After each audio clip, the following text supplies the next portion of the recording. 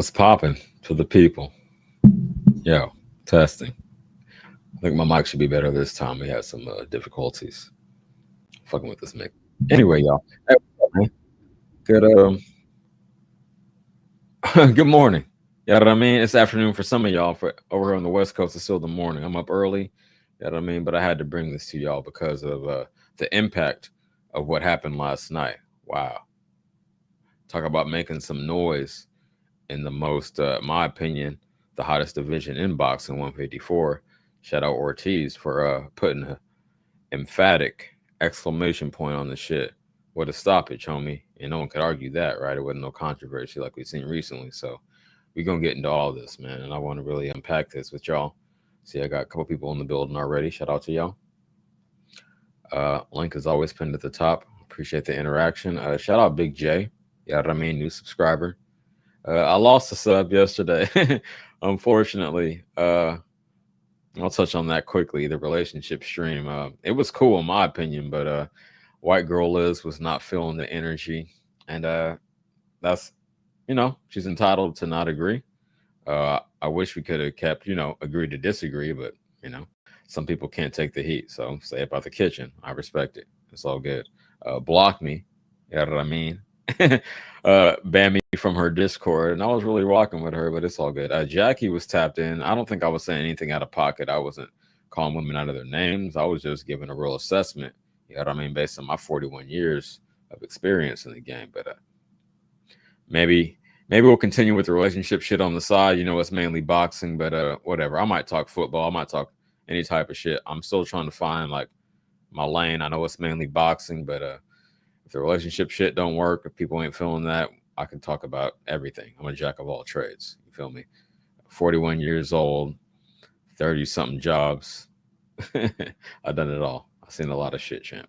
Anyway, okay, so let's get into the meat and potatoes of the shit. Talking about Ortiz and the impact of his victory last night. Very impressive, right? No one could argue that. But what's next? So shout out my man Boxing Gyms. I'm going to pull up his footage, and we're going to cook on that. I know this isn't the normal time, but I think that the momentum of what happened last night like demanded that I go live. So this is my fourth live this week, which is a record for me, the short history on my channel. But yeah, man, that shit was crazy. So we're going to cook on it. I pulled up Boxing Gyms. He broke it down to the very last compound. Not that it was an extremely long fight, but let's see what he cooking on. As soon as Lubin had his back against the ropes, we knew something was wrong. Either he was trying to check and catch Virgil Ortiz off guard. Now, if you're thinking at this point, does Ortiz have a shot? Can he actually manage to close distance and land some heavy punches? Fortunately, he can, as Lubin often backs in straight lines. His need to use more than one step back to get out of range often has him located either near or on the ropes while remaining on the line of attack. This ain't ideal against Ortiz, who's like a damn freight train coming at you in hot pursuit, closing distance on his opponent in the blink of an eye.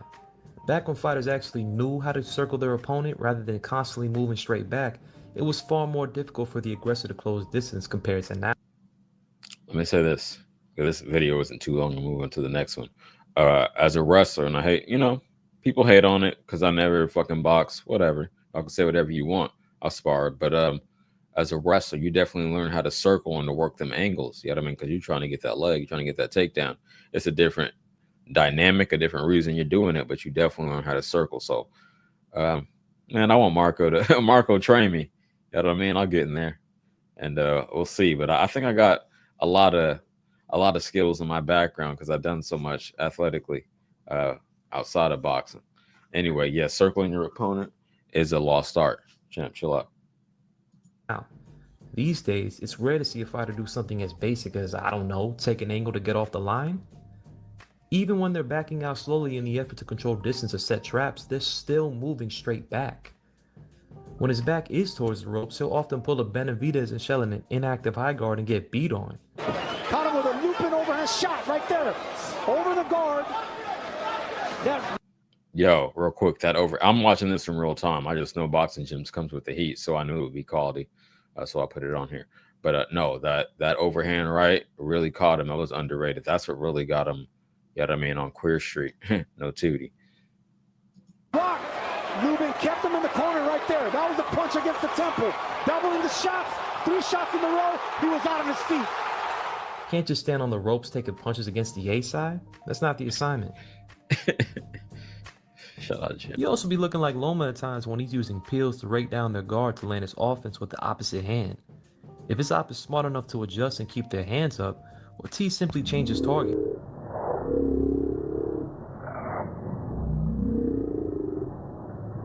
If Lubin keeps backing up towards the ropes, Virgil's gonna have a field.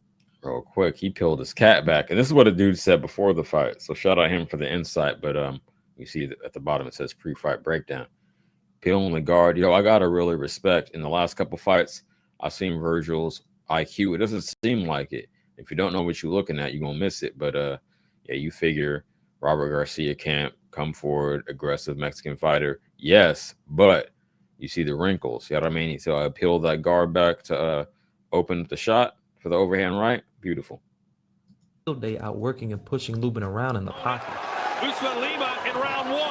Ortiz beat his opponent in round 2.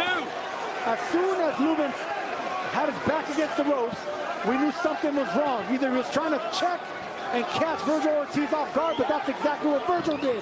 Caught him with a Lubin overhand shot right there. Over the guard. That rocked. Lubin kept him in the corner right there. That was a punch against the temple. Doubling the shots. 3 shots in a row. He was out on his feet. No head movement. Hey, fair use. Shout out to Zone. Shout out Boxing Gyms. From Erickson Lubin. And by the way, sensational job by the referee, James Green. I mean, look at this. He was about to get destroyed. Okay. Oh, yeah, film don't lie. Absolutely. Cool. That was good from Boxing Gyms. He didn't add too much on it. Just basically we played this pre-fight breakdown and the shit, came to fruition. So obviously he knows what the fuck he's talking about. Let me what's this? Oh, Bold. Shout out my man Bold. This is his little brief analysis. You know what I mean on the fight. Y'all feel free to hop up. Otherwise, I'm gonna cook. If no one comes, I'll probably just do like an hour. That's all good. But yeah, my man Bold and Understanding, another boxing channel. Y'all subscribe to him. And I didn't even said my shit. Like and subscribe to me if you feeling it. 40% of my viewers are not subbed, so sub up. You know what I mean? I'm talking this shit consistently. Aim for 3 times a week. This week I went 4, so I'm gonna give y'all what you want. Let's go.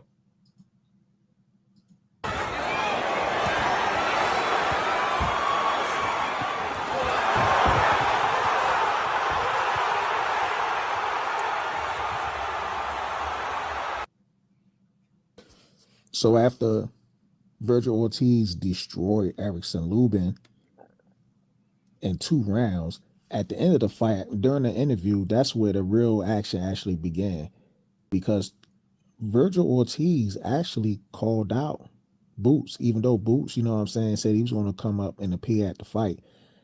Now, it's crazy, that Bold. I'm gonna reflect on this in real time. Because I didn't even watch this shit yet. Again, I like to do shit authentically.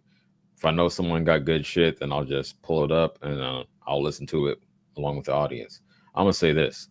Yes, the action, the main thing, the main takeaway moving forward is what's happening next. You know what I mean? The potential Boots fight. I'm going to say it's pretty much locked in, but it's not. Don't act like Boots was in the crowd. I mean, he was at the fight, right, for this purpose. Cool. Perfect setup, right? As far as a pro wrestling booker, if I was setting the shit up, I couldn't have drawn it up any better. But Boots was already in the ring. It's not like he called him out and then Boots was reluctant. Boots was in the ring. He said, "Come over here," and then he stepped up to the mic. You know what I mean? Just like I'm doing now, cutting a promo. But yeah, okay.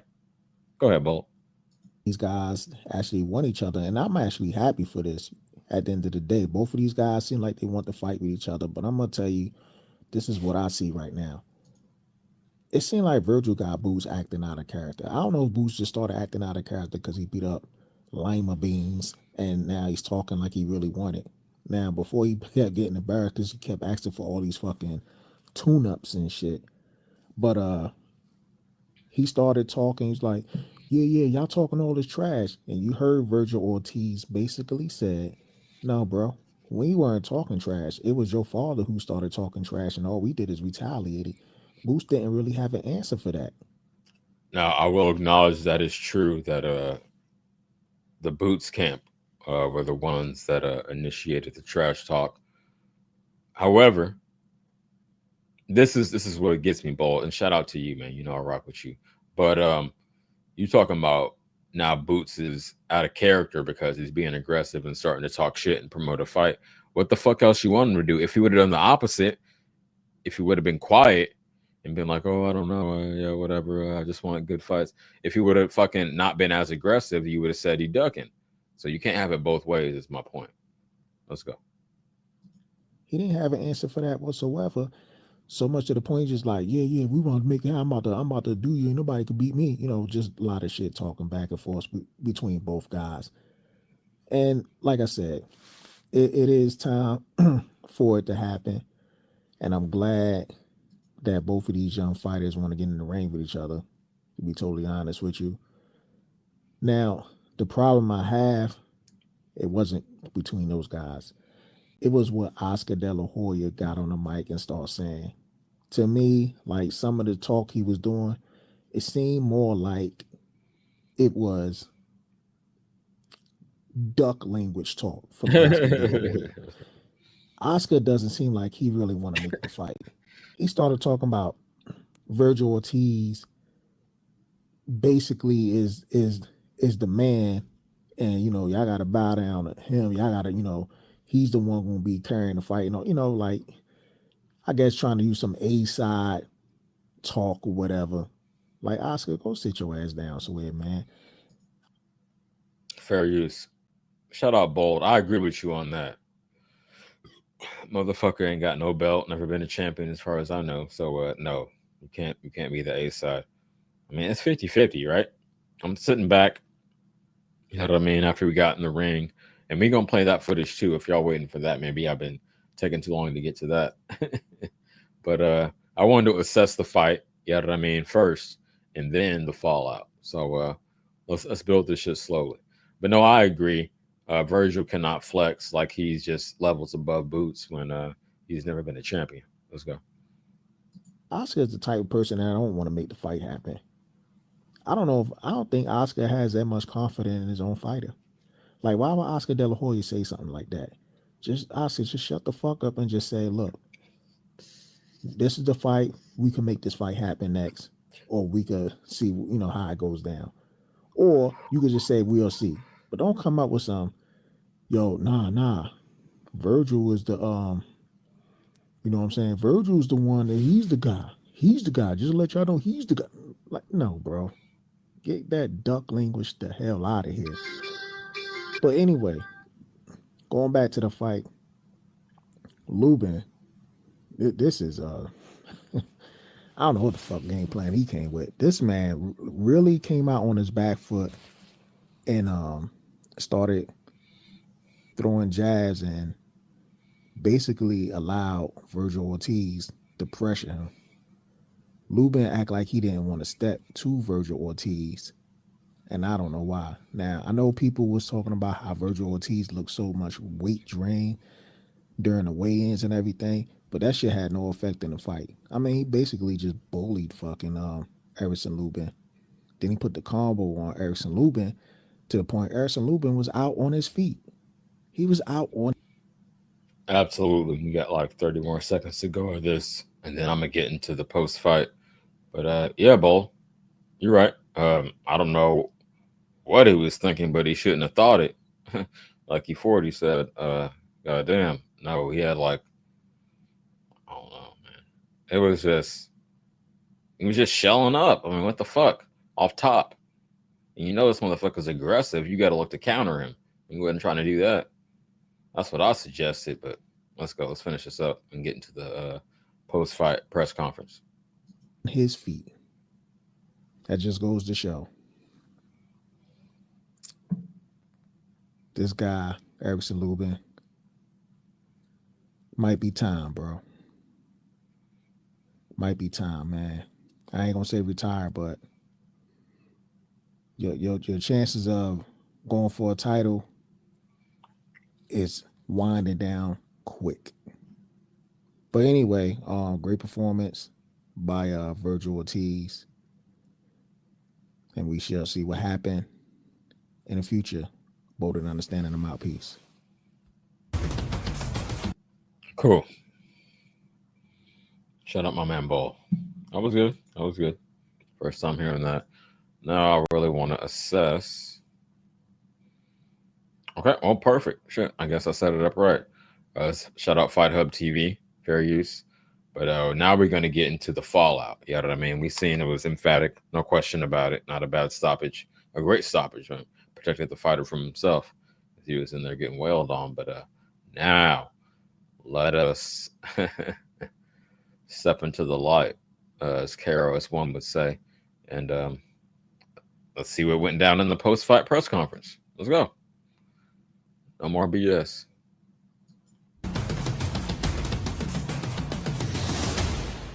Best in the world. I'm gonna make everybody play. Now, what did you two guys say in the ring and everything? I know everybody heard, but when you two were talking to each other face to face, what was said then and there? No, I said let's make it happen. I said it's the time. The time is now. It's the perfect time. They got a lot of hype around it, and like I said, I'm going. We're gonna make it happen. February, May, or where are we doing this? Where are we going this? What you think about? Whenever they ready. Whenever they ready. Eddie, when do you want this fight to happen? I was gonna say, look at Eddie's slimy ass climbing to the camera. Let's go. Listen, it's November now. I think March time's good. Early stoppage. Why don't you guys say for Cinco de Mayo? I think Lubin was kind of like out. I mean, it was a good stoppage. It was a good stoppage. Did you expect that type of performance from Ortiz to knock out Lubin that early? Y'all, I know I only got a few in here, but y'all let me know if my mic is good, because we had some issues last time, and I made some adjustments. Let me know if the mic is clean, not distorted, no popping. Let's go.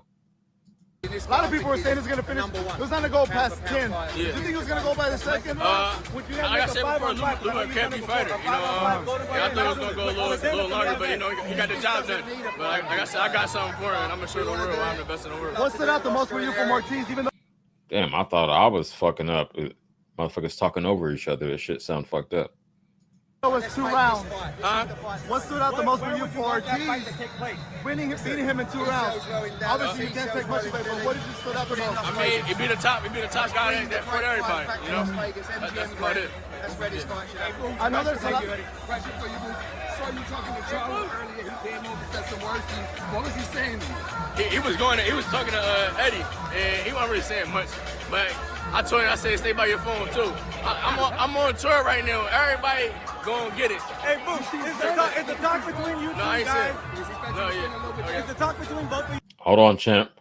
Is that a shift in energy? He said everybody gonna get it. Is that just talk? Man, CT, hit the motherfucking link. Get out the chat, hit the link, because I want to chop it up with someone in real time. But is that the new energy? Because he ain't been taking on big challenges so far. Everybody gonna get it at 154? You know who was at 154? A lot of killers. Let's go. I hope so. You guys got to a point where it just needs to happen. What? The talk between you and Virgil, like yeah, it's just too much talking. They talking about something. My dad started it. It don't matter. It's gonna happen now. So all that talking out the window, and I'm gonna make his manager pay his Robert. They all talking crazy, you know. You versus Virgil. Is that a Las Vegas May 5th fight, Cinco de Mayo type of fight, or would you like another date? I'm not sure. We'll see what pop up. You know, it's a great fight that everybody want to see. What is that for your fans? Make sure y'all tune in. Don't miss, me and Virgil. You know, hopefully they go through everything, because I'm ready. Like I said before. Thanks for your time, Boots. What makes this fight so special? You know, a lot of people are saying you're young, you're in your prime, but what makes this fight so special? What makes this fight so special between both of y'all? That everybody was talking about Canelo Crawford, Crawford this, Canelo that, but now it's like Boots, Virgil. Yeah. Boots, Virgil. That's the fight that everybody wants now. But what makes it so special is because we all in our prime. We're in our prime right now, you know.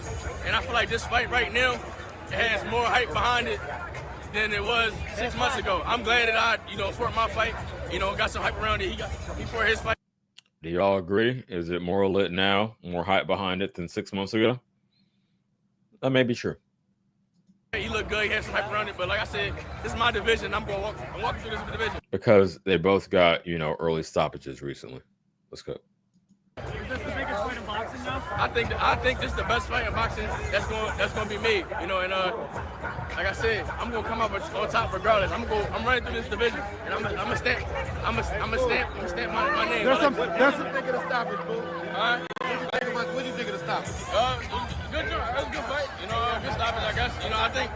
I think Lubin was kind of like out on his feet though. So Did Virgil impress you? Huh? Did Virgil impress you with the win? I mean, it's same. It's same. He look how he look. Like he usually look. He look good though. What could Lubin done different? Hey, let me get a picture before you. All right. That's a wrap. What up? And welcome my man CT to the stage. What you got to say? Speak on it. What's good, bro? What you want to speak on? You want to speak on the overall, like what you seen in the ring, the fight itself, and the fallout. Just cook on what happened last night. What I saw in the ring is what I expected. I did my due diligence and going back and watching Lubin's fights, and I concluded on Friday after I watched his fights. I like Lubin's done. As soon as I finished watching the fights, I was like, yeah, he's done. I'm just looking at everything. His last fights, the impact of the punishment that he took. The Fundora fight really told me a lot. Even when people, my fault. Even when people saw Lubin take Fundora down, I didn't look at Fundora. I looked at Lubin. Lubin was still hurt, even though he knocked him down. Like he was still shot when he knocked Fundora down. And I looked at that. And I thought Fundora went down smartly. And then if you notice, when he came back in the next round, Lubin was still off on his feet, even though he got the knockdown after the round. You know what I'm saying? So I looked at little stuff like that. Mm-hmm. So coming into this fight, I'm just looking at his face. I'm looking at his energy. I'm just looking at all that. And I'm just looking at how his face is structured now is really like, this looks like a fighter that took a lot of punishment. So going in scientific. So you going, hold on real quick. I'm gonna let you cook. Yeah. Sports psychology and like physiology, like his face just looks like he's been fucked up. Okay, go ahead. Yeah. So I'm just looking at that. I'm looking at the weigh-in. I'm looking like how his energy is, and then I'm looking at the when he's in the locker room. I'm looking at all that, man. I'm breaking everything down, and I just looked at everything, and I said, yeah, he's done, man. And then soon as his back touched the ropes, I said, oh yeah, it's over. As soon as his back touched the ropes, I sent in a text in the Discord, and I was like, oh yeah, it's over. His back touched the ropes. He's done. He's done. Like, because as a fighter, and you're a boxer like Lubin, you're supposed to be in the middle of the ring. I don't know what the hell, what made him do that. And then that told me everything. So yeah, but yeah, that's my take on that fight. I think Lubin's done. He shouldn't fight again. Like, he could really get hurt. Like, for real. Like, his people need to tell him, now this is it, man. Like if y'all really care about this dude, like, he shouldn't fight again. Damn, it sounds harsh, but I tend to agree with you because I've seen, the effect that brain injury can have on a person. So absolutely, I'm with you. But it's interesting you brought up the fact that the ring generalship, for lack of a better term. Yeah, he was not in the middle. I saw that off top, and this is one of the rare occasions where I actually watched with the commentary on. Normally, I watch on mute, but for some reason, something told me, watch the commentary, and they said it off top. They said, if he gets, when he gets backed up against the ropes, then he's very vulnerable. We've seen that in the past, so absolutely. I don't know why he wasn't trying to stay in the middle of the ring as a boxer, like you said, man. I like the way you broke that down. I couldn't agree more. So, yeah, that's what's up. Let's continue with this next one. What we got here is Well, Virgil, congratulations. This is the actual, and you've seen this. This is a viral moment I was trying to get to, the post-fight press conference itself. So we've seen Boots. We've seen the fight broken down. You broke it down. I broke it down as brief as it was. we've seen Boots' reaction to what happened to this, but now let's get into the meat and potatoes. Let's go. You have had some big fights and some incredible knockouts in your career, but I don't think any bigger or any more incredible than what we saw tonight here in Texas. What did you think of that finish? Before I answer your question, I just want to wish my brother a happy 25th birthday. Joe Ortiz right behind you. Let's go. Right here. That's right, go. So evaluate that performance for me. There wasn't much to evaluate. I just capitalized on his mistakes. Just took as much information as I could and used it. After the first round, you came back to your corner, and Robert said, slow it down a little bit. You've got rounds to win this fight. What adjustments did you make in that second round? The adjustments that I made was just be cautious. That's really it. Everything that I do, any slip that I do, make sure my hand is up, all that stuff. What were you seeing from him? And pause for the cause. Again, I want to reiterate that this dude can fucking box. Yes, he's aggressive, but he has an underrated IQ, man. I really came to respect that last night. So I'm so hyped for this fight, potential fight on deck. It's no excuse. I mean, after all this shit they talked in the ring, y'all got to make this fight happen. Come on, Boots and Ortiz. And this is not even Ortiz is not a champion. I want to say, you know what I mean? So this is crazy. The depth at the division. You got anything to say, CT, before we move on? Oh no, you got it. Go ahead. Okay. Let's keep cooking with the clip. In the first couple of rounds, you know he had that reach. You know he wanted to box. What were you doing to try to break that distance? It's what I do best. Just box. I mean, that's it. I'm patient. People think I'm just a come forward fighter. Yeah, I'm a come forward fighter. I love to fight. That's why I'm in boxing. But to be a boxer, you have to be smart too. So I can be smart when I want to. Take me through the finish. What were you looking for when you had him up against the ropes, and what did you land to knock him out? I don't even know what did it, if I'm being honest. I was making sure I was studying the head, and he was already out before I knew it. You know, you fought now 3 really top guys at 154 pounds. Do you feel like you're peaking as a fighter? This is definitely my prime right now, and I'm only going to get better from here. That's a man that has been in with some of the best fighters in this weight class. Has been knocked out before, but I'm not sure he's been dominated in the way you dominated in these 2 rounds tonight. Did you even expect you to put that kind of performance together? I kind of felt it, but I just shut up the zone. I had to believe in myself, and that's what I did. And you know what? There was so many people saying, oh, I'm going to get outclassed. Oh, he's going to knock me out and all that stuff. And look, he's a great fighter, but there's levels. How much did that motivate you going through this fight? It motivated me a lot. You know, we're ready for the best. We want to fight the best. Boots, come over here. Real quick before we get into this real cook, that reminded me of Floyd. You know, I know he's a Mexican dude, but like he didn't deliver it in the same way. But he's like, he's a great fighter, but it's levels to it. You know, he might be great, but I'm the greatest. TBE. Yeah, I hate when fighters call other fighters great when you know damn well Lubin ain't great. Like this, you beat his ass. I wish fighters would just tell the truth. You in the wrestling business just like I was. You know, if you up your opponent and then you whoop his ass, that makes you. That's true. That's true. It's good marketing. Okay.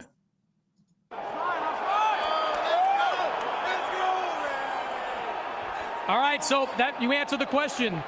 Is this the fight that you want next? Virgil Ortiz against Jaron Boots Ennis. I think this is the fight that has to happen, man. I think this is it. It's the best fight in boxing. I think he did a great job. He looked good.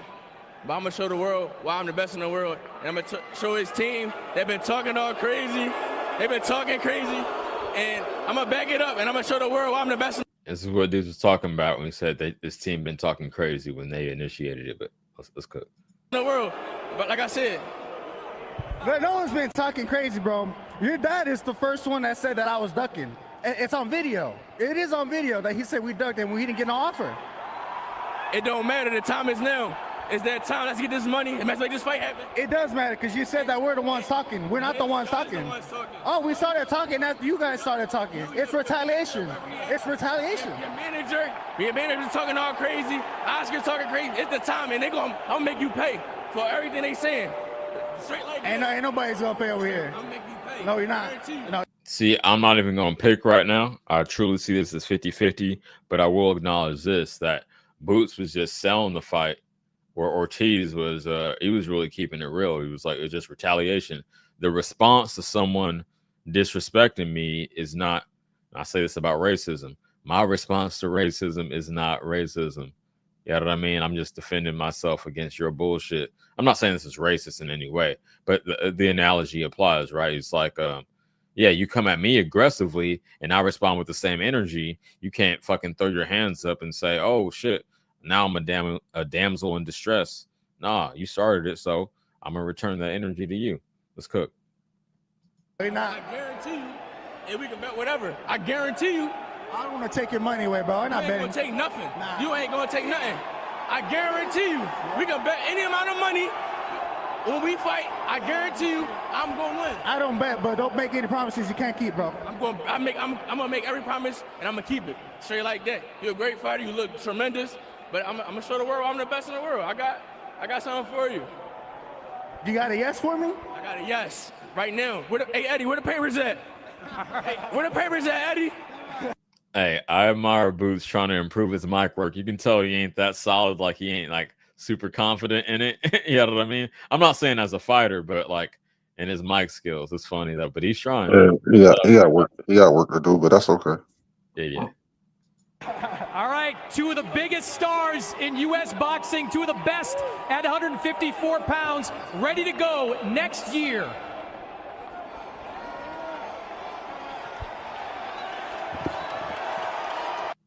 So, I mean, it was obviously, I don't want to say a setup, but I mean, it was orchestrated for this to happen, right? Even the fucking interviewer was like, next year, two of the best at 154. Okay, cool. I like this pro wrestling shit. I'm gonna let this play out, and then I got some questions to ask you, and I'm gonna welcome Koki to the stage in a minute.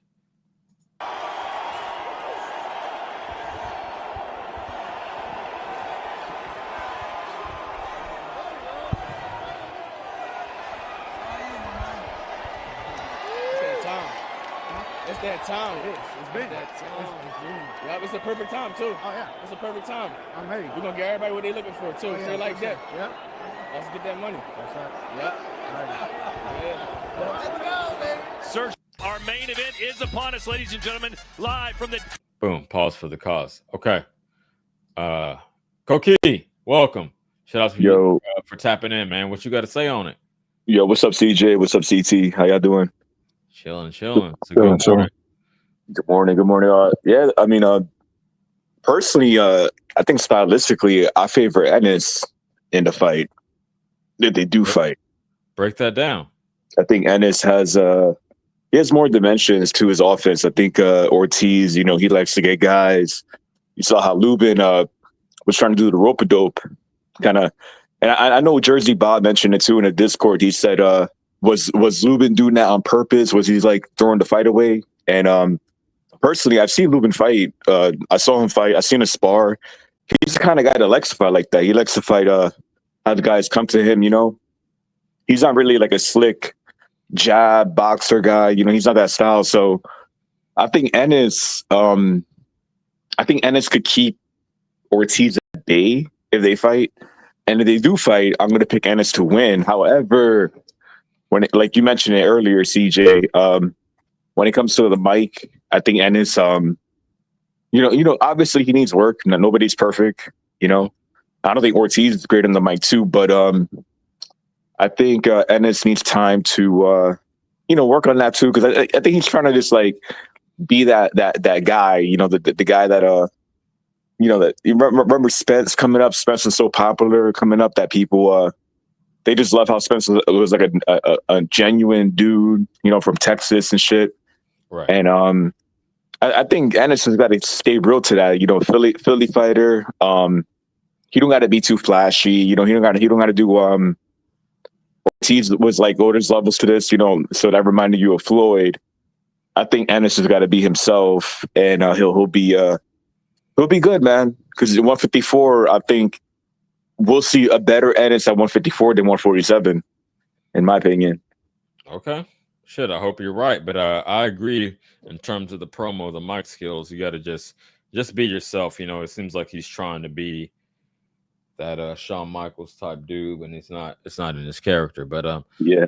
okay, cool. I wanted to ask CJ, what do you think about, because you know the Undertaker theme is so iconic. What do you think about Ennis coming out to the Undertaker team all the time? Because I love the Undertaker. It's just I wanted to see more of like because Undertaker's like very dark and very like grim and shit. He does that shit so well, like no one does it better than him. Right. But I don't know, man. I think Ennis needs to come out something different, because I think the Undertaker theme is too it's too OP, you know.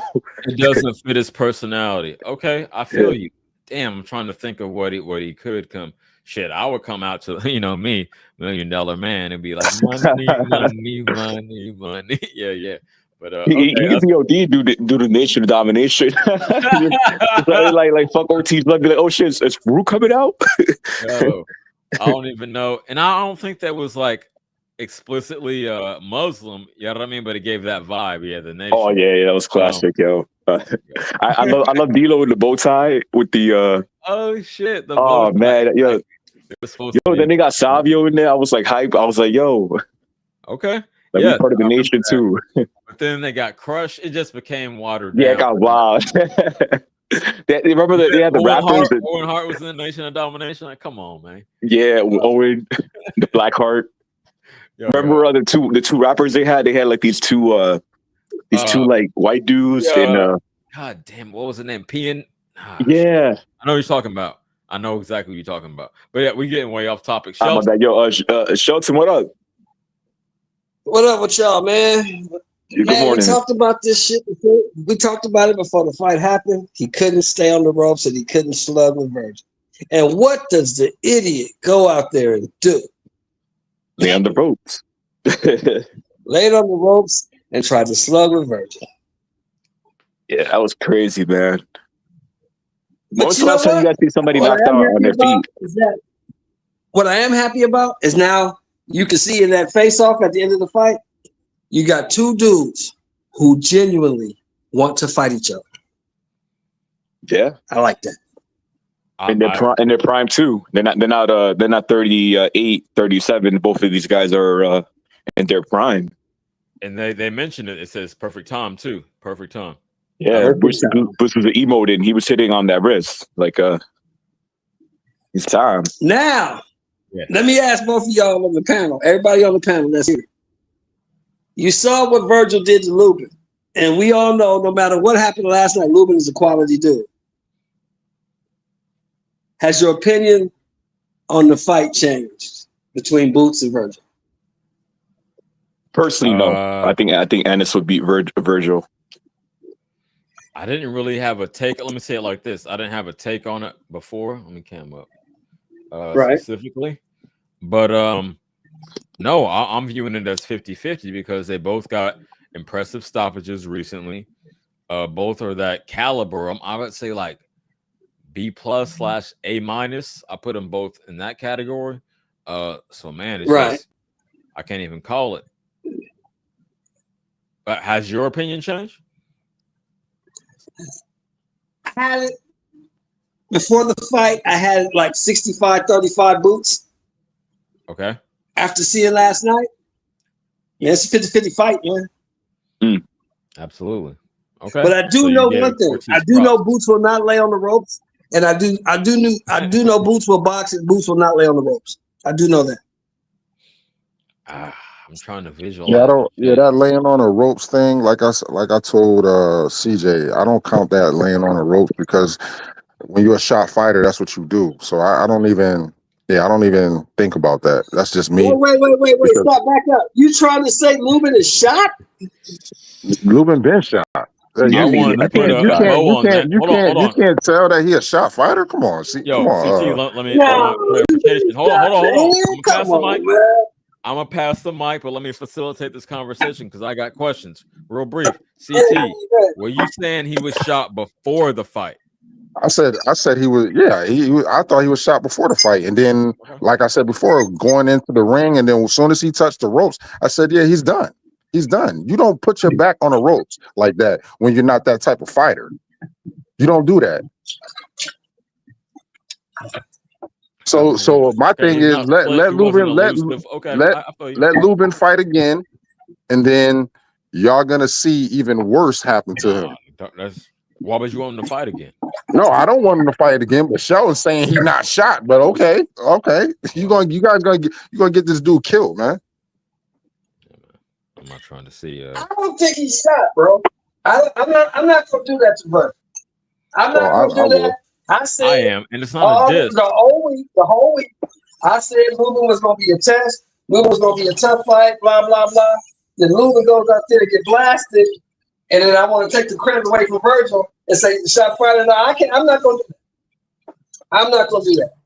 No, it's not a diss. It's just like to protect him from himself. Just like when you throw in the towel, you know what I mean? It's not like, oh, fuck this fighter, I give up on him. It's just like to protect you, because I know you got the heart, you want to keep fighting, but it's just sometimes you got to make the more prudent decision as you get older. But so we will not see Lubin at this level again. That he's done, man. No, he's done. Yeah, not at that.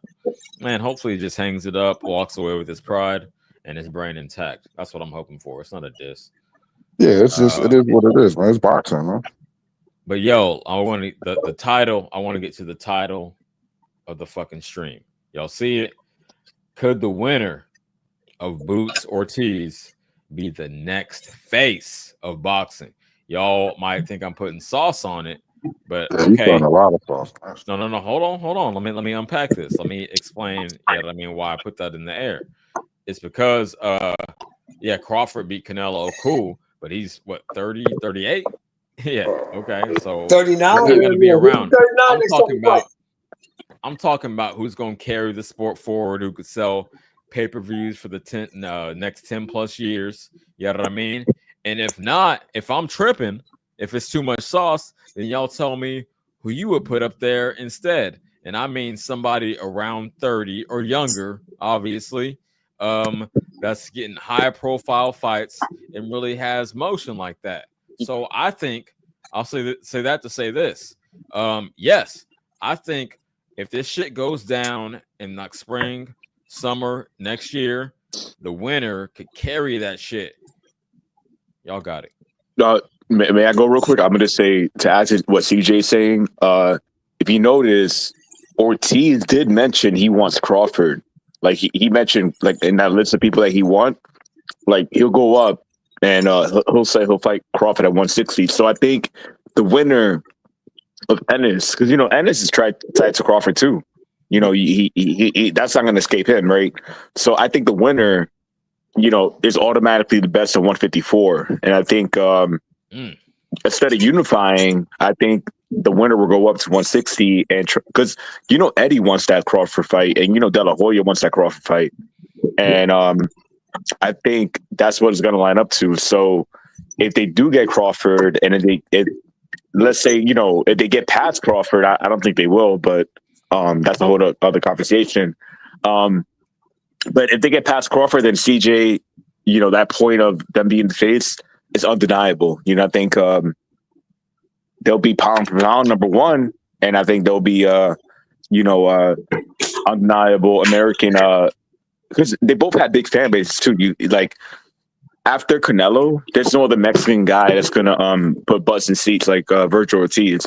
He has the Mexican American fan base, and he has the Mexican in Mexico.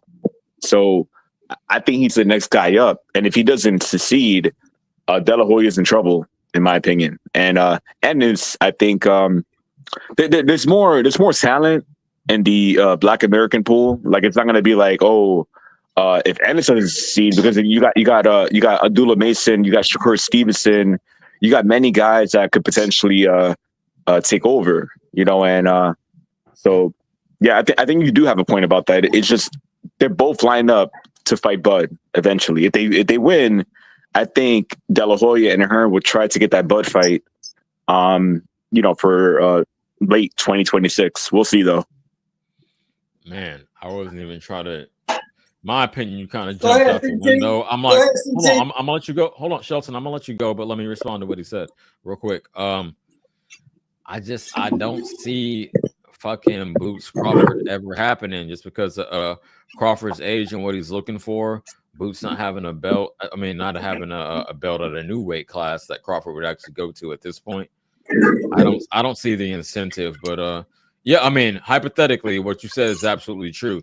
If you can get past Ortiz or whoever does, and then if they could fight Crawford at 160, yeah, that would be the face. But I think even that notwithstanding, meaning like even if they just fight each other, just because of the youth, I think that dude, the winner, would be the face, the new face potentially.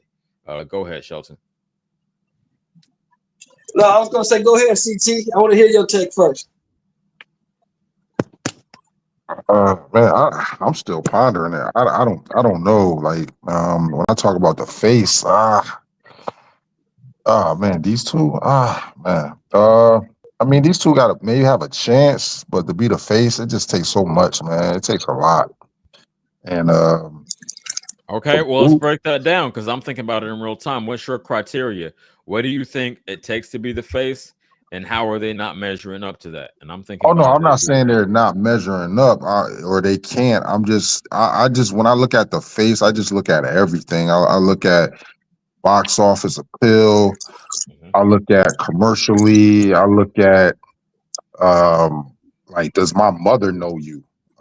Yeah, I know. You know, my mom is a casual, and you know, if my mom or a grandmom or a person off the street, you're walking with me and they don't recognize you, then you know what I'm saying, it takes all that, you know what I'm saying. So if can these two do it? Possibly, but it just takes a lot to be the face of boxing, man. Boxing is not you know, the #1 sport in America. So for you, it's not even top 5. So for you to say you're the face of boxing, they will have to really do something extremely extraordinary to the big fights, big finishes. Like it's going to take a lot. It's going to take a lot. But I'm not saying they can't. It's just going to take a lot.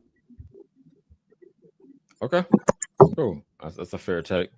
Not the most spicy take, but Okay. Yeah. I know. I was just trying to just see, you know, where boxing landscape is, and you talk about the face. It's just right now I'm kind of like in and out of it for as far as these two. I don't know because you got so much going on in boxing. You got Teofimo, you got Devin situation. You got a lot of guys that may have a chance for that. You know what I'm saying? So I don't know. It's up in the air. For me, it's up in the air. It's up in the air.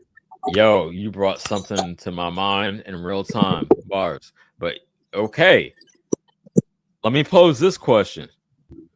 Is it more likely that the winner of Ortiz Boots becomes the face, or more likely that the winner of Haney Norman becomes the face? Let's show them. Neither. Neither. God damn, Shelton, you hating. Go ahead. Neither.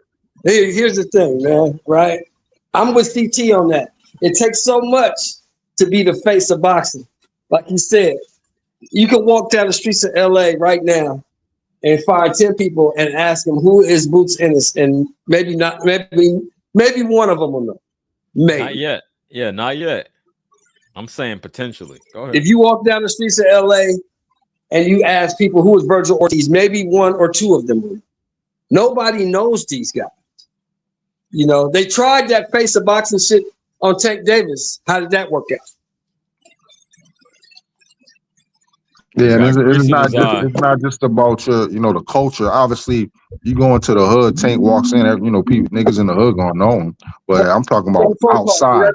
I'm talking about outside, like universally. That is what makes you, you know, the face or one of the faces. You can go outside your community and people know who you are. You know what I'm saying? It's just, like I said, it just takes a lot to be the face. Like Canelo, you got, you know, Canelo, De La Hoya, from, you know, Sugar Ray Leonard, from, you know, all these guys, Mayweather. You know, those dudes are different.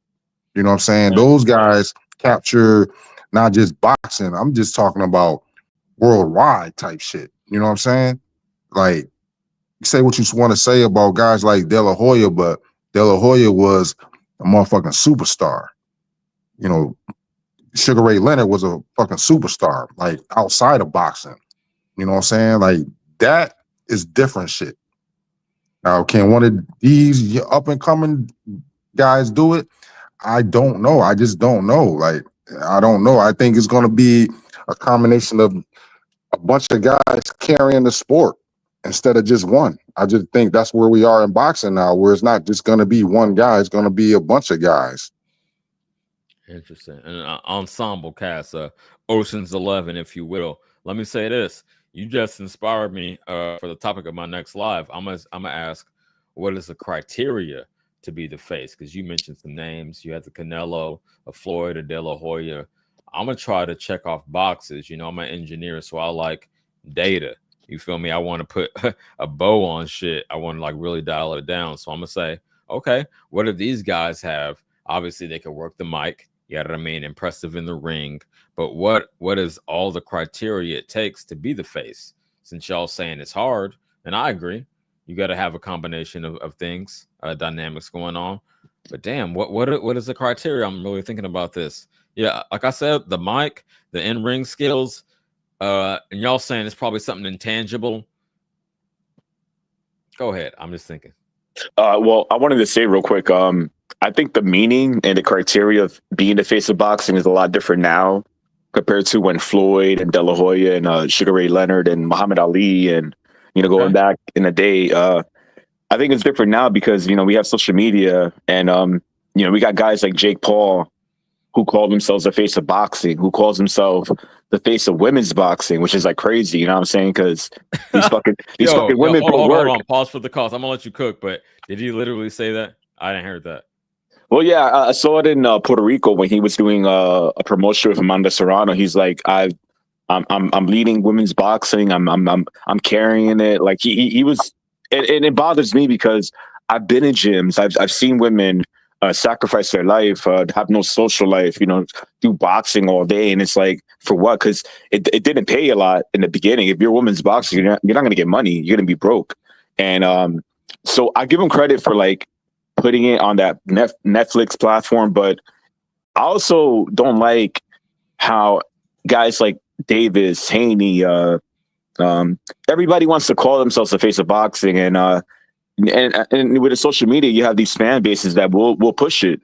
You've seen YouTube channels that are very, pro one fighter, and they'll push the agenda for however long they can. I think we live in a different time where the media and the news is manipulated by, whatever platform wants to push out information. You could look at the Boxing Voice, like Boxing Voice will pick certain fighters that they see as that fit the criteria to be the face of boxing. And then they'll put down guys that they don't see fit to be it. And so I think we live in a different era now where the criteria is more manipulated. And I think being the face of boxing now is overrated because Mick wrote in the comment section, he mentioned Usyk. How many people would know about Usyk in the US, And Usyk is like a fucking Hall of Famer. Usyk has probably one of the coolest stories, and he's a funny guy. He's fucking hilarious. If you look up Usyk interviews, you can watch him all day. This guy has a lot of personality. But even with the personality, even with the boxing skills, even when like the he has the country behind his back, it's like that's not gonna fly. You ever hear them talk about Usyk on the Boxing Voice?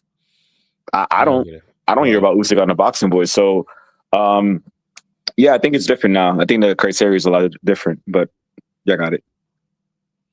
Cool. Damn, you gave me a lot to chew on right there, no Tootie. Yeah.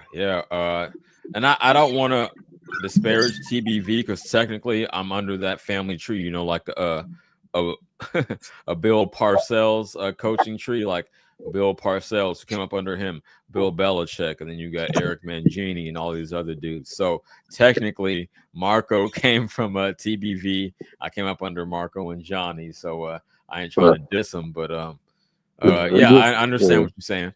I'm kind of like neutral on TBV. Some of the shit I like. I watch Border Wars. Shout out my man Mikhail. We got an interview next week.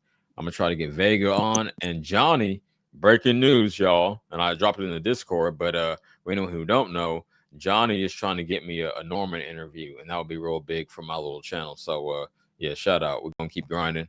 But okay, cool. Shelton, welcome back. Mick. Okay, this fucking ginger. Glad to be back. Glad to be back, brother. Glad to be back. I'm gonna let Yeah, this fucking this that face the ginger boxing speak. thing, like Go ahead. I'm gonna let you do it, and then Mick, you got next. Yeah, no worries. yeah, I just this face the boxing thing, like I was saying earlier, they tried that shit with Tank and didn't work out too good. To be a face of boxing, you have to be all encompassing. The last true face of boxing for me that I remember, I have to give it to that little bastard, Floyd. He was the last face of boxing. Canelo never really was on face level. No matter how much money he made, he wasn't on So Floyd. Canelo wasn't. No, he had the. He was never man. that. And I'm not even a Canelo But he fan wasn't like the that, face of man. boxing. He wasn't the guy. Universally, you think of boxing, you just hit him pops up. No, it's Floyd, the last guy. Before Floyd, it was Sugar Ray Leonard. Before him, it was Muhammad Ali. Those were the faces of boxing. No, nigga, you skipped over You know, my it's man just Tyson. guys You you skipped saw over that. my man Tyson. Oh, Tyson, yes, Mike Tyson. Mike Tyson, yeah. But I forgot about Mike. But yeah, Mike was at that level. Mike was one of the three. It was 3 M's back in the 80s. You remember? 3 M's. Michael Jordan, Michael Jordan, Michael Jackson, Mike Tyson. Those were the 3 guys. Yo, Cameron put that in the bar. That shit was Yeah. slick. Yeah. Okay. I don't think any of these guys. I don't think Boots, Virgil. Now Virgil will be the next star. Virgil will be the next star if he wins for the Mexican fan base. But none of these guys, Boots, Virgil, Shakur, none of these guys will be the face of boxing. They just don't have it. So before I pass the mic to Mick, you saying that Canelo was just the Mexican face of boxing? Is that your position? I'm asking you. Shelton. Was Canelo the Mexican face of boxing, but not the universal one? All right, I think my man stepped out. Mick, go ahead, cook. I disagree with Shelton. Canelo was definitely the face of boxing. Like Canelo, didn't matter what country he fought in, he'd sell it. Okay, this is a dude from overseas. I'm just putting in the context, y'all. It's obviously you can tell by his accent, dude from Scotland. So if he says he was the international face, I tend to lean to that side. Go ahead. So, like, apart from Crawford, last fight, outside of the hardcore fans, Europeans or that wouldn't know him, or Brits, they wouldn't sell it. Boots wouldn't sell it here either. But Alexander Usyk would sell it no matter where he goes. No matter where he goes. And that's why it's been attractive for him to go and fight in other countries. That's why he's been the mandatory and they've made deals and he's went there. Like Daniel Dubois couldn't sell at Wembley without Alexander Usyk, Tyson Fury or Anthony Joshua. Like, he just doesn't have the fan base. But Usyk would sell them out easily. It wouldn't matter who he fought. He could fight anybody out here and he would still sell it. I don't know about America, but America heavyweight boxing's kind of disappeared. Like, don't do that.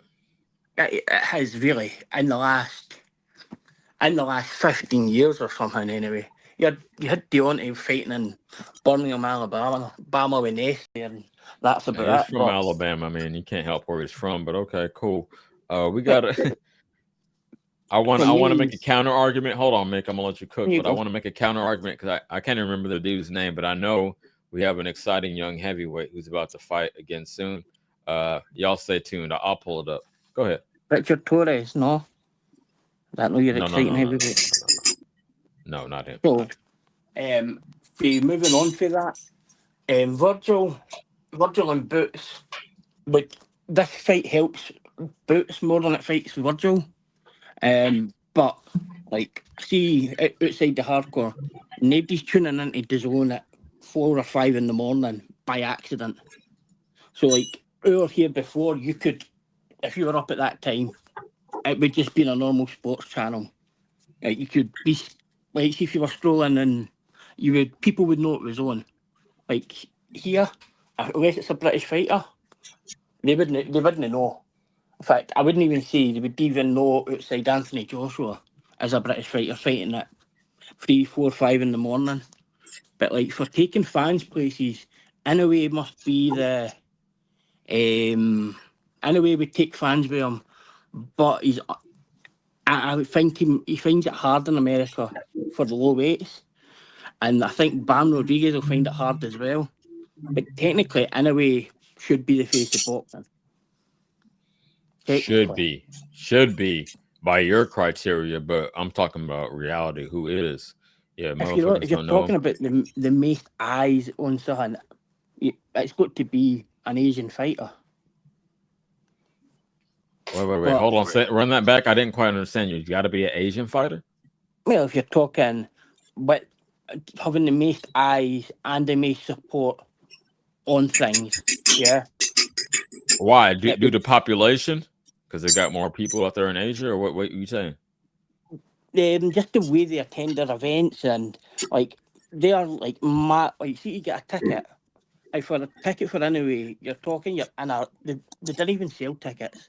You get a raffle ticket to them. Sell tickets. Okay, go ahead. No, so you get like 2 million people put their name in a raffle, and then 60,000 names get pulled out, but they have to buy them at that point. Like that's like you're talking. They've sold out. What did this everywhere. motherfucker just like? I'm trying, Shelton. Go ahead. So, like, CTO might be. Oh, let me ask you something. You're a Scottish guy, right? You're from Scotland. You're from Scotland, right, Nick? Yeah. Okay, who'd you have last night? Who'd you have? Who'd you pick last night? Last night, Boots-Ortiz. Yeah, who'd you pick? Virgil or Lubin? Who'd you have? You have Virgil? Virgil in the first 3 rounds. Why? Why'd you pick Virgil? Well, kind of for the anytime Lubin stepped up, he found it hard against the elite. I want to say elite guys, but he's only really fought 2 or 3. But like, people forget like he's 30, but he's been a pro for like 15 years.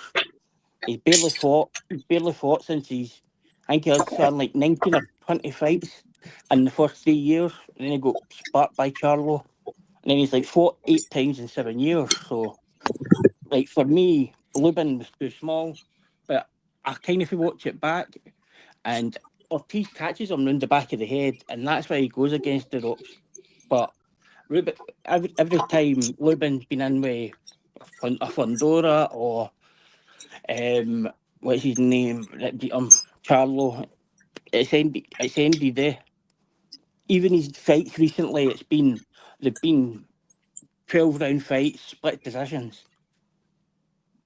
Like, if you actually go back and look at Lubin's like amateur career, he had like 150 fights before he was 18, and then he fought 18 times in 3 years, and then got sparked out. Like, I think if like Josh Taylor, they had too many fights in that kind of area, and as soon as he goes in against anybody that can punch, he's been in trouble. Cool. Shelton, you want to respond to that? Okay. I was just checking out. He had a good answer. I was just checking to see if he was just chatting shit. You know, a lot of these dudes just be up here chatting shit. But he knows what he's talking about. Yeah. Right. No, Mick is down. I was going to ask Mick, when the fuck do you sleep? Because I see you on the UK channels. You know what I mean? I see you on Rapstar. And I know I only slept like 4 hours, so you up early with me. So Mick, do you think Virgil has the goods? Do you think Virgil has the goods to carry the sport? Be the face. No. Yeah, speak on that. No. It doesn't. Not at the moment, no. Why? He needs that. He needs that elite one. He's never been a world champion. I don't think beating Boots does really a lot for Virgil. No, it does a ton. Nah, like I might be in America, but no. Like hell nah. If people want to put Boots in the ring with Crawford and Virgil beats them, come on. You got to give him the props. I'm saying the winner can be the face. You know what I mean? Work on the mic. But yeah, and stay out of trouble. But absolutely, I think that definitely the winner of this fight could be the face. That's why I put it in the air. I think, I mean, everyone thinks I'm tripping, I don't think Like, nobody he didn't agree even- with me, but I think it's very He possible. didn't even sell out in his own city last night, and his biggest fight of his career. But say that again. He didn't even sell out in his home city, and the I don't biggest give fight a of his fuck career about last the tickets right now. I'm saying he would have way more motion if he does win. Y'all looking at what's right now rather than what's possible. I'm saying if the winner, not right now. No, he's absolutely not. But would the winner be that because of the age, the fucking stage, bars, and all the momentum that would come out of that fight? And you got to keep fighting killers. Hold on, real quick. And you got to keep fighting killers at 154 because there's no other option. You can't go back. You know what I mean? You can't regress. There's so many names up there. So he could fight Boots. He could fight fucking Fundora. He could do all type of shit, man. Whoever the winner is. See, for like the Virgil side, for him, a fight against like Charlo would be a bigger fight. Like to put him. You mentioned Charlo, okay? No, but so like you've got Charlo there, or like people are talking about Spence. It would be a name kind of thing. But outside, like people over here would know Spence and Charlo, but Boots probably not as much. But Boots, I think Boots beats Ortiz, but I think Boots beating Ortiz does more for Boots than if Virgil beat Boots. Why? Because Virgil's got the presence in America. Virgil's been fighting on the Canelo cards all the time. Virgil's been doing that. Like Boots has been tucked up, and like that's not his fault either. And I think Boots is a much better fighter. But like no, I'm not even saying that. But okay, you put a bow on it, and I'll try to like wrap up for those who can't understand your accent. What I believe you're saying is that Virgil's stock is already higher. You know what I mean? So less of a gap. It wouldn't do as much for him as for Boots because he's not as well known. And you're speaking from a UK perspective. So, okay. Hey, cool. I agree with that. So if Boots' stock is lower, but they're similar level fighters and he wins this, it would elevate him more. I think is what you're saying to summarize. Okay, cool, man. Yeah, totally, yeah. Make him more marketable, yeah. Right. I'm gonna say this, champ, and I'm gonna stand on this. I'm gonna be the first one to jump out the window and say this. Yes, the winner of this fight has a great chance to be the next face of boxing. Not only do you get a high-profile win, but you, again, like I said, you can't go back down in competition. So this is like the elevation fight, and then you got to keep cooking. You got to run through all these killers. Who the fuck is that 154? Let's think about it. I'm not even like that clear-headed. I'm still a little cloudy because I didn't get that much sleep. But okay, winner of Ortiz, Boots. Who in their face? Who the champions? Fundora, Bakram, Zayas, Xander Zayas. What was that? Bakram. Yeah, I said that. Zayas, Fundora, and Abbas Baru. And Abbas. Yeah, those are the champs. But who is lit at 154? It doesn't even have a belt. So we named the champions, but there's a lot of motherfuckers up there cooking. Let me look. The lineal champs, Charlo. Exactly. And that's like an afterthought, right? Yeah, but your Thurman's kind of a fight in there as well. Thurman in that might be division. There. Madrimov, like there is people there. There's Cubans coming through. There's a Russian, Gassiev, I think his name is. He's coming as well. I'm familiar with him. There's a lot of guys there who are just below elite level, but they're waiting on that fight to boost them. There's so many A and B fighters at 154. It's just a gauntlet. You know what I mean? It's like if you had a tournament. Oh, you want to see a Super 6? Shit, you might be off a Super 10. That shit would be lit, man. I'm so hyped about 154 right now. That's my favorite division. Got the guy at, let me ask you guys a question. Real quick. Yeah. Don't you guys think it's ironic that Xander Zayas is the first guy at 54 to do a unification fight? No. I mean, what do you mean ironic? No, because Fundora was the 154 unified champ. He gave up his belt. Well, you got Fundora. Fundora was the unified champ. You got Fundora, he ain't unified. You got versus Aliev, he ain't unified. You got Xander, who just got the title. And you got Abbas Baru, who just got the title. And they already unified. You know that ironic? Fundora was a unified champ. Damn, my neck is stiff. Okay. Absolutely. Y'all want to speak on what oh boy just said in the chat? Let me pull this up. But I'm not shocked that they two are fighting each other. We talking about the face, right? Y'all want to speak on this? Can y'all see that? Sadly, you can say Jake Paul. The face of boxing? That's no. What he's saying. The face of goofy shit, yeah. That's the face of boxing. Maybe he's like Mick was alluding to in terms of numbers, the ability to sell. You know what I mean? Who's most widely known by your mama and your grandmama? I don't know. I'm playing devil's advocate. Obviously, I don't want to agree, but shit, he might be the most popular. I don't know, champ. Y'all tell me. Well, so Fundora was a unified champ. But CJ, to answer Shelton back, I'm not surprised Abbas and Xander are fighting. Abbas will fight anybody, anywhere. He doesn't really care. He's never taken a tune-up fight. He's always fought 12 rounders. That's just who he is. No, I agree. Absolutely. That's a dangerous fight for anyone up there. I'm a big fan. I wish he could work the mic a little better to sell himself, but yeah, I'm with it. Baru. Shout out to Boss Baru. Real boxer.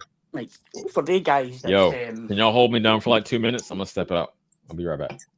For the guys, one of them is going to be a unified champion. When, like, Manny Pacquiao never became a unified champ. Ever. Like, that says a lot. He's fighting people we don't care about.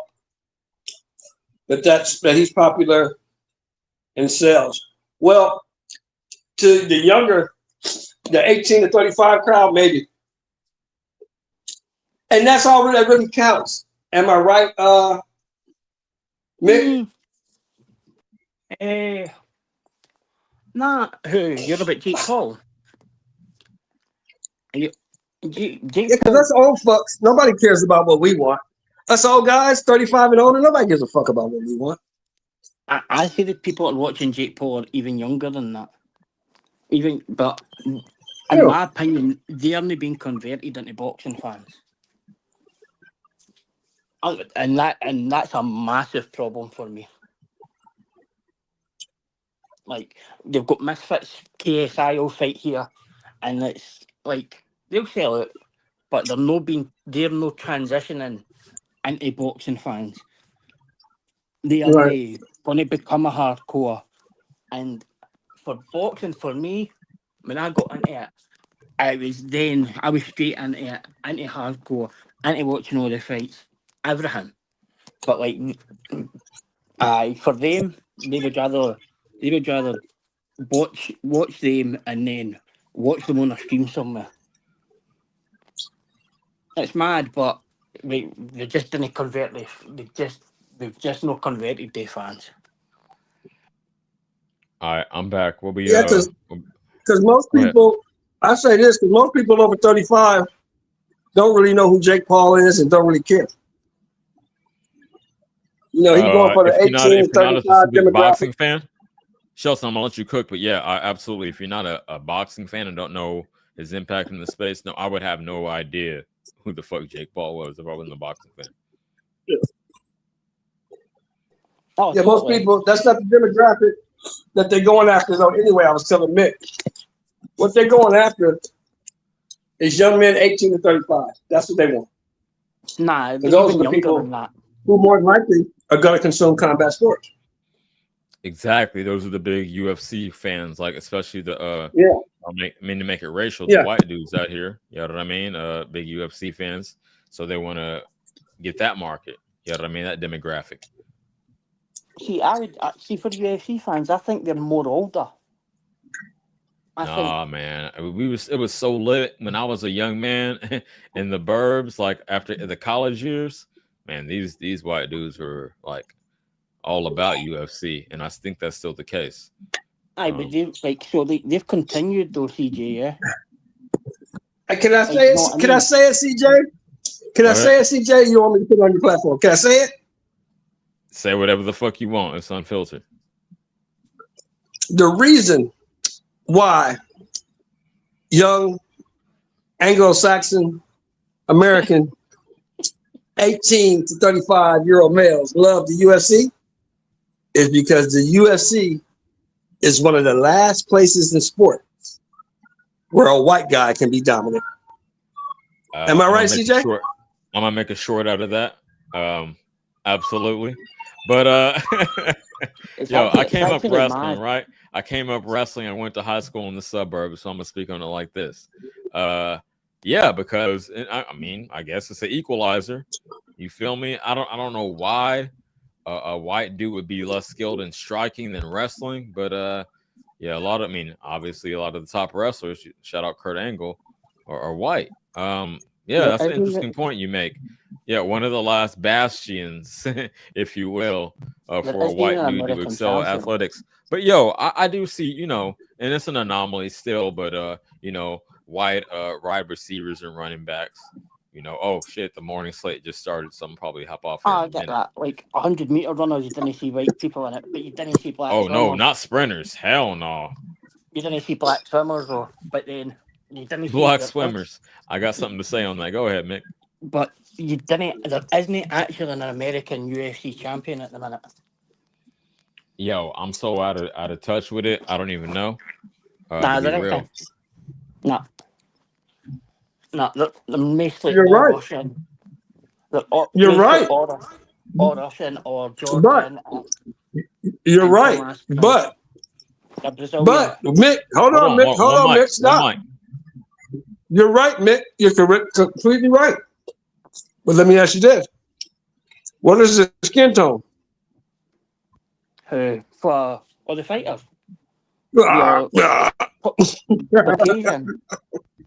Caucasian, no. But the best fighters in the last 10 years are black, yeah. Anderson Silva, John Jones, Israel Adesanya. Hold on, champ, because you slipped that in there. And not shout out to Silva, but you consider as an outsider, quote unquote, you consider Anderson Silva black? I don't. Hell, he's not exactly white, is he? No, I didn't say that. It's a false dichotomy. I consider him Latino. Oh. Anderson Silva is black. He has black because the slave ship stopped everywhere. He's not black like me, though. I mean, and maybe that's controversial, but I don't give a fuck. No. But let me ask you this, CJ. Let me ask you this: what the police gonna call it? Mexican. Out in Cali, they could call him Mexican. I'm just fucking with y'all. It's a gray area. I mean, I'm not saying I'm right. I'm not saying I'm wrong. But I ain't got to tell you. You know what the police gonna call his ass. Okay, hold on. We're gonna go to the chat.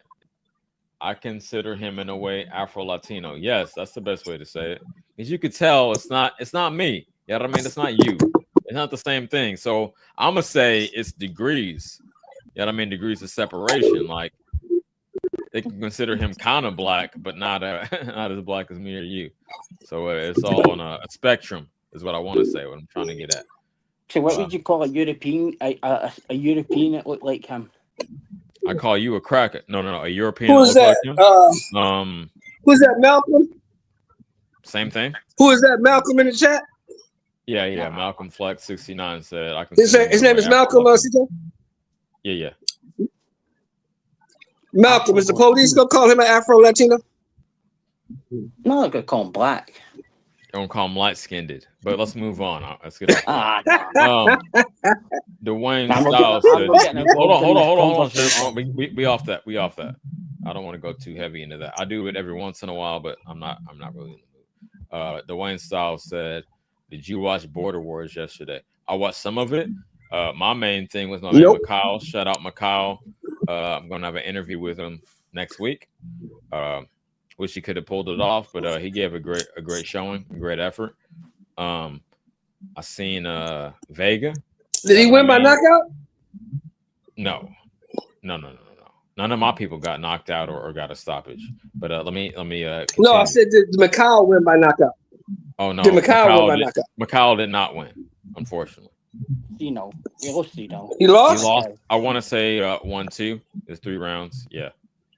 But we ain't gonna stress on that. I want to get his breakdown of the fight. And he wanted to fight me. Oh man, you can't win Border Wars. You can't get a second champ. Don't do that. You ain't gonna do that to my man Mikhail. Marco was 0 for 4. No, I thought he went 2 and 3. I thought he had 5 fights. It was 2. I'll ask Marco too. Marco should be on tonight. The 2 people didn't turn up. Hey, CJ. Man, y'all shitting I was on my gonna people. give him a shot at the title, man. What's up? I was gonna give him a shot at the title, CJ. I was gonna give him a shot at the crown, man. All right, I got you. He lost, man. He lost his title. He lost his opportunity. But to answer Dwayne's question, I watched Mikhail. Shout out to him. Good effort. I watched Vega again. He didn't take it. Shit in round 1.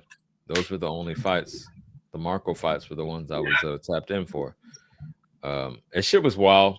You know what I mean? And shout out TBV. I'll leave it at that. I like Marco. He was getting right involved up on the ropes and things like that. I think he was a bit too excited, but he was passionate.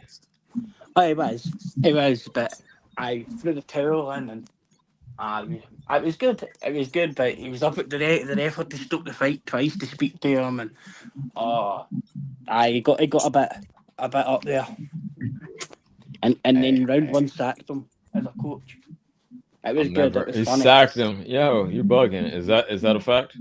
Aye. What do you think we should work on for the next time round 1? And round 1 goes, you're fired. But it was good. Like, see, for the guys, it was good to see, like, round 1 at 51. Like, he put up a good thing for no fighting for 30 years. But, like, it was funny. He was, like, on the live, away at the store to buy baking soda and water. It was funny. Like, watching him prepare was funny. But, it was good. It was good to watch. All right. Fuck. Yeah, I wish they could have had a little more success, but shout out to all my people. Shit, I'll probably come out. If they do it in LA, I gotta pop out. All right. Yeah. Cool. What else we got going on? I kind of lost my footing. Damn, ESPN going off. Let's see the fight highlights. We talked about it, but we didn't actually really watch what went on. For Lubin and Ortiz? Right. All we did is watch the end, but let's see. I mean, it was only 2 rounds, but let's see how the fight developed. Shout out to Zone. I'm gonna play the the highlights. Yeah. Oh, hold on. What the fuck? My bad, y'all. Bear with me. She when we get into the second round. What's that? She when we go into the second round, CJ could have talk for maybe the 2-minute mark, just before the 2-minute mark, because I think Ortiz catches him with a shot, and I don't think Lubin gets his equilibrium back to it. Absolutely, I think I know the shot you're talking about. Yo, before we start this though, we only got a few people in here, so I'm not really tripping. Okay. Shout out. Hold on. I'm back.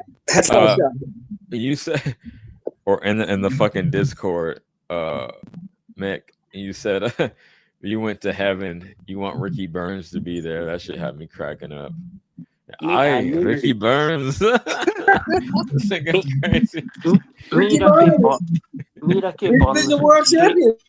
That's his hero, bro. Did you go up down the street for Ricky or something, my man? Here, me, Ricky Burns, my granddad. You go up down the street for Ricky or something? Che Guevara and loads of beer and a fire. Aye. That's what. Man. Yo, you're cracking me up. Okay, let's look at the highlights. Begin.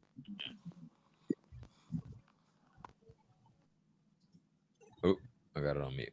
Fans making a ton of noise as he looks to remain perfect. He's 23-0, facing Erickson Lubin, who I mentioned before, his only 2 losses coming to champions Fundora and Charlo. Can he pull off the upset?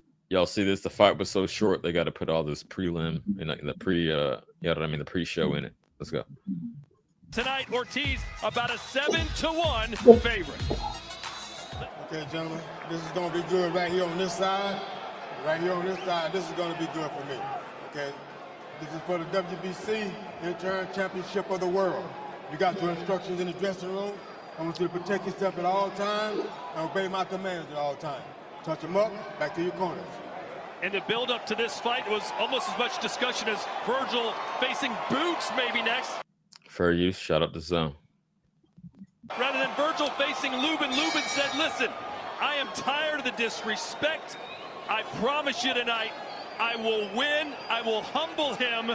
This is my destiny. For Virgil Ortiz, he said I can win any way I want. I've got all the cards. It's just which ones do I want to play? Here we go. Ortiz Jr., Lubin, live from Texas. And for me, the key to this fight for Erickson Lubin is boxing and boxing behind that jab. 75-inch reach for Erickson Lubin. Threw nearly 400 jabs in the 12-round win over Jesus Ramos. He has got to keep Virgil Ortiz at the end of that jab, and he's got to stay off the ropes. When he gets on the ropes, he gets into it. It said this shit 30 seconds into the fight. He has to keep his back off the ropes. Let's see how that plays out. Ton of trouble. That's where Ramos had the most success, and that's just where he's at. A huge disadvantage against someone like Virgil Ortiz. Off top, he's letting him occupy not even the center. He's like pinning him. You know what I mean? Man, terrible game plan or execution, whatever the fuck. It wasn't the right strategy. I'll say that. Lubin's going to have to stay off the ropes, keep the fight in the middle of the ring, and even though he's known as the hammer, he's going to have to chip away at Virgil by boxing and using that southpaw stance, boxing clockwise and counterclockwise. I know a lot of fans won't soon forget the nightmare that happened to Lubin back in 2017. What's up, Mick? So, one big thing that I've noticed already here is, see, if you are going to be with your back against the ropes, he's got the reach advantage. But look at the foot positioning. He should be circling away from Virgil's right hand. Yes. He's circling into it. Like, he's keying up position here. Like, that should be easy. Like, this should have been really easy for Lubin to get foot position against and circle away with the reach. And absolutely. With the way Virgil keep that forward. right foot on the outside, especially as a southpaw. Yeah. Oh, totally. Oh, yeah. Disappointing. Okay. Great. I'm glad you pointed that out. Yeah. When he got knocked out violently by Jermell Charlo in round 1. And we know Ortiz certainly has the power to do that. He got knocked out in round 1 by an uppercut, and he got beat to the punch with an uppercut with Fundora. So that might be the punch that Virgil knows can land on Lubin. The one thing, the deciding factor I want to see is how is Lubin going to respond when he gets clipped on the chin. That's the thing that everyone's watching for here.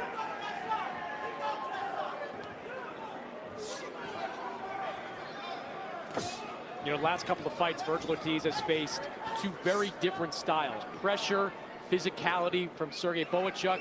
He survived that, figured that out, and then the herky-jerky style of Israel Madrimov. So he's really growing as a boxer over this last year or so. And those 2 fights prepared him for a little bit of what Lubin can do. Lubin can box. He's an... Fair use. Shout out to Zone. You got anything else to add in before we continue? So for me, Lubin isn't even trying to jab him here. All he's actually doing is putting a hand, like throwing the arm out to get space. He's not even trying to hit or get range or No. It's you know, more of a yeah, you're absolutely right. More of what's the term? Fucking not a feint, but just like a yeah, you know. yeah, it gets space, yeah. Yeah. Okay. Expert boxer, and we know that he can punch. He's going to need both styles against Virgil Ortiz tonight. And I love the fact how he's already quieting down Virgil. Normally, by the first minute, Virgil unleashes on a power punches. I will give him props for that. That jab and that hook, the lead was good punch selection. He should have kept doing that to dictate the distance and not fucking back the fuck up. But let's go. Going off the strength. Lubin hasn't been giving him that. We mentioned the strength, Sergio, and Virgil Ortiz looks like the bigger man in the ring, but this has been Erickson Lubin's weight class for the last 11 years. He has been fighting at 154. The crowd hanging on every punch that's thrown in this one. Virgil almost landed a big left hook while Lubin was pivoting to his right, which is the escape route of a southpaw. You can tell that was a game plan by Virgil Ortiz and his team. That left hook's going to be key here tonight. Nice right to the body for Ortiz, who has Lubin back to the corner again. Lubin's going to have to duck down if he escapes to his right. Yo, I don't even... Again, I watched the shit in real time with y'all. This is not highlights. This is the whole fight. This is the whole fight with the... Okay. Yeah, he started piecing them up there before I continue at the end of this first round. Really started getting to him. And then the nature of the fight really started to show itself at this point with him, Lubin being backed up and Ortiz unloading. Because Ortiz is looking for that left hook.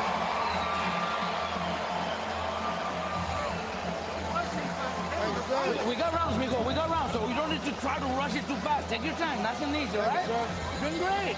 That was a beautiful round for you. Breathe.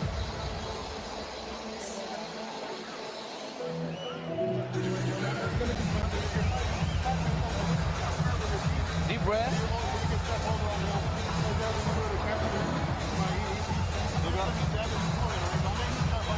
Yeah, he already felt it, but don't get too confident because he might sneak something in. That's what he's going to try to do. Sneak something in. Just be very smart. Keep jabbing. Moving your head. Up and down. Body work. Shout out to Robert Garcia's Dirty Gym. Don't get confident, all right? Stay smart. There you hear Robert Garcia in the corner of Virgil Ortiz. Those two have been together for a long time. Virgil Sr. in the corner as well. Notable because Erickson Lubin going into this fight is on his third trainer in the last 3 fights. Kay Karoma working the corner this time. Mark Farit worked the corner last time. And then Kevin Cunningham, who Erickson Lubin had a long relationship, worked the fight against Ramos. Interesting, and speaking with both fighters yesterday, we asked them what their strategy is, and they both had the same strategy, saying that I'm going to... I really hope... Hold on, Mick, real quick, let me say this disclaimer. I really hope, because I didn't anticipate this being literally the whole fight. Don't fucking copyright strike me, y'all. I'm using this in fair use. We're doing commentary on it. I'm not trying to steal your content. We just are breaking down the fight. Go ahead, Mick. Yeah, so if you press play here, Ortiz is going to throw a left. Lubin's going to go in the back of him, and Ortiz is going to throw a left.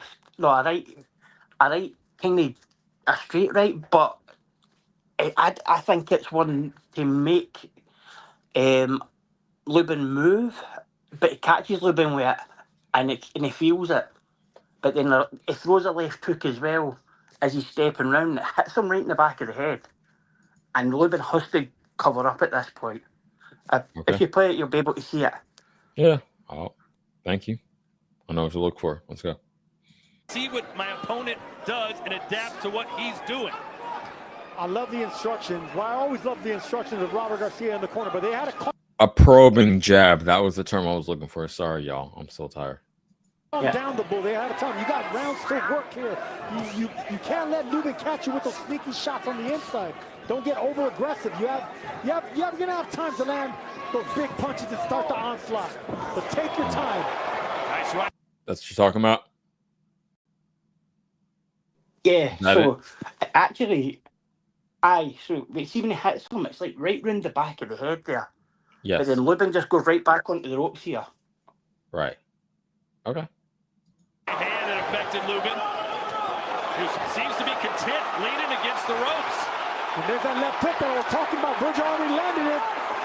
And the man who is dressed like a matador is getting the horns of the bull right now. Lubin needs to get off the ropes. He can't be getting hit by a big puncher against the ropes this early.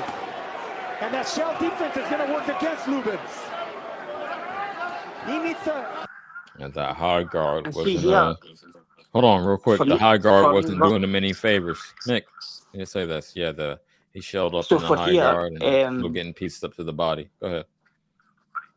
So for here, Lubin, for me here, Lubin's now got his senses kind of back, and he goes to throw an uppercut right hook for some reason here, and he misses by miles. Right. And then he's in big trouble. But the finishing shot's great. All right. Make Virgil Ortiz miss completely. You can't give him a target. If Ortiz is hitting something like the gloves or the shoulders, he's only going to see red and get more confidence. Is he trying to rope-a-dope here, Sergio? What do you think he's thinking? Oh, he's hurt. He's out on his feet. They stopped the fight. Virgil Ortiz just like that. That was a statement. We questioned Lubin's chin. We were right about it. Lubin is a shot fighter, and Virgil just took care of that. Okay, he said that emphatically. I'm going to leave it there. He said he was shot. Somebody was saying he's not shot earlier. I'm not sure who that was, but I tend to lean on that side. But I hate to hear a commentator just fucking shit on somebody like that. It's right on the temple, too. It is a perfect punch. That overhand right? Yeah, okay, absolutely. It knocks him out. It knocks him right out. Well, I feel you. Shades of Riddick Bowe. Okay, cool, man. I think for Lubin, I think that could be it. Yeah, it should be it. My opinion. Yes, not trying to shit on him, but sometimes it's just, know when to walk away. Like that song said, know when to hold him, know when to fold him. Know how to deal the cards if you're trying to play with me. So, cool. Hey, shout out Mick. Shout out everyone who popped out. A little short stream, but I had to cover what happened last night. I'm going to go get a run in, come back, watch football, eat, you know what I mean, do my Sunday thing. But salute to y'all, man. It was a good cook.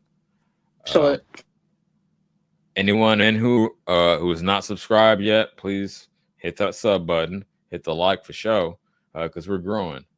Despite a little controversy over the past week, I don't give a fuck, man. I'm 41 years old. I'm going to speak my mind. I'm not going to kiss nobody's ass. So if you don't like that, then that's on you.